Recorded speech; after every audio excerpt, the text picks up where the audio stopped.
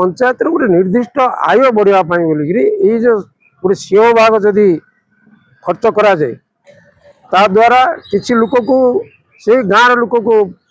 गोटे collection agent भाया दिज्व सबू क्षेत्र तो कलेक्शन करहबनी जो जो जगह आम कलेक्शन कर से जगह आम कलेक्शन कले जाकि यही कार्यक्रमटा सफल हम बोली भावुँ।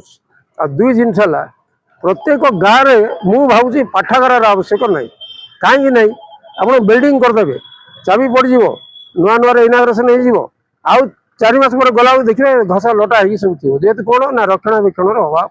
तेणु मोर गोटे मत है प्रत्येक गाँव स्कूल रे बहुत गुटे लाइब्रेरी भी अच्छी जदि पेरेन्ट मैंने पढ़े पिला लिखिक से पारे तो पाठागार आवश्यकता मुझे फिल कर पारनी से पाठागार जगार